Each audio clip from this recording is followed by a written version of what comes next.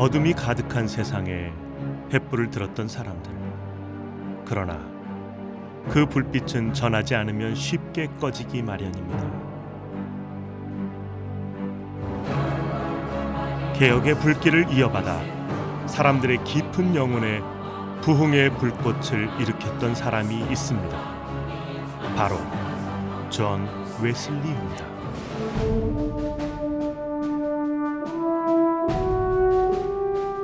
존 웨슬리는 1703년 6월 17일 영국 링컨셔주의 앱워스에서 태어났습니다. 성공의 성직자였던 아버지와 19남매를 직접 가르쳐 키웠던 어머니의 영향으로 어릴 적부터 엄격하고 규칙적인 신앙생활을 받으며 성장하였습니다. 1720년에 입학한 옥스퍼드 대학교 크라이스트 처치에서 학문을 익히고 1728년에 성공의 사제가 된 존 웨슬리는 이듬해 옥스퍼드로 돌아와 그의 동생 찰스 웨슬리와 함께 홀리 클럽이라는 신앙 모임을 시작하게 됩니다.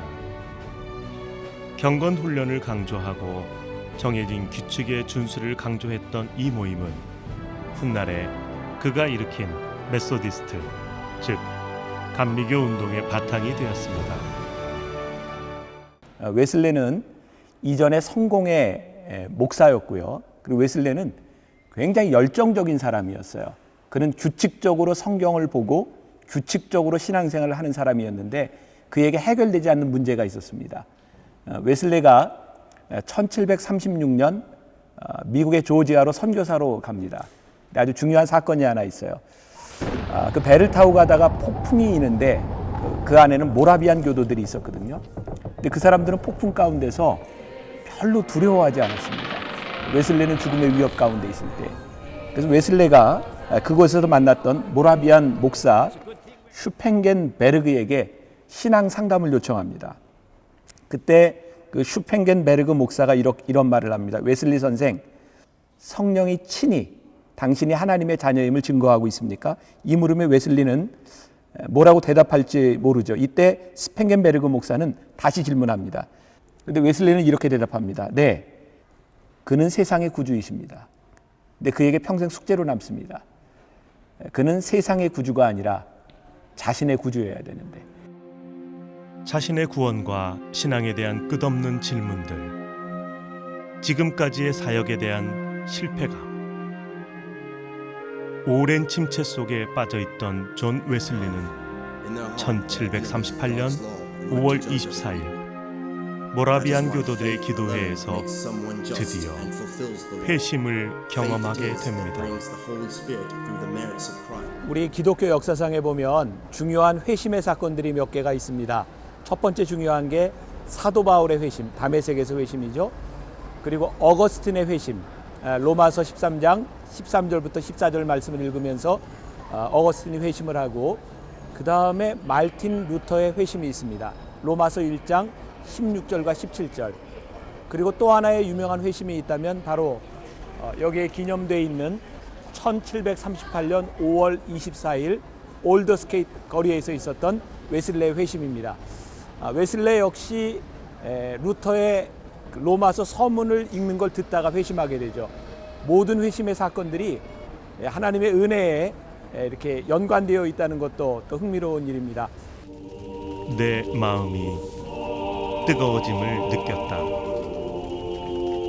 존 웨슬리가 그렇게 목말라 했던 회심의 경험, 그 체험을 기록한 일기가 이 조형물에 기록되어 있습니다. 이후 그는 자신에게 제한한 지역과 교구를 뛰어넘어 장소와 시간을 불문하고 복음을 전하기 시작합니다. 결국 그 이유로 그는 자신의 교구를 빼앗기고 맙니다. 웨슬레는 본래 성공회 목사였습니다. 그런데 그가 성공회로부터 그의 교구를 빼앗기죠. 설교할 수 없게 됩니다. 웨슬레는 복음이 교회 안에서만 머무는 것이 아니라 필요한 사람들에게 전해져야 된다고 생각하죠.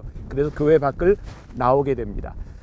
우리가 생각하는 레디컬한 복음의 역사, 바로 그런 것이 아닐까. 복음은 건물이 아니라 전파되는 말씀의 능력. 그래서 이곳에서 웨슬리는 회중들을 향하여 말씀을 전하기 시작합니다. 그 유명한 세계는 나의 교구다. 그 말은 더 이상 복음이 교구에 머무르는 것이 아니라 이 세상으로 전파된다는 그런 의미를 가지고 개혁이 일어나죠. 오늘 그 웨슬리의 이 행동이 새로운 곳이, 새로운 종교의 무브먼트가 일어났던 것처럼 우리들에게도 또 새로운 복음의 역사가 일어나기를 간절히 바라는 마음입니다. 한 사람의 마음속에 피어올랐던 개혁의 불씨, 꺼질 듯 위태로운 고비를 넘기며 계속되던 이 불꽃을 지키기 위한 목숨 건 사투. 이렇게 수백 년이 지나 우리에게 전해진 이 진리의 불꽃을 이제는 우리가 높이 들어야 할 때입니다. 오늘 우리에게 주시는 하나님의 말씀은 사도행전 26장 28절에서 29절입니다. 사도행전 26장 28절에서 29절입니다.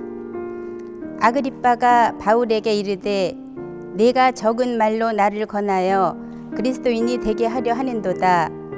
바울이 이르되 말이 적으나 많으나 당신뿐만 아니라 오늘 내 말을 듣는 모든 사람도 다 이렇게 결박된 것 외에는 나와 같이 되기를 하나님께 원하나이다 하니라. 아멘.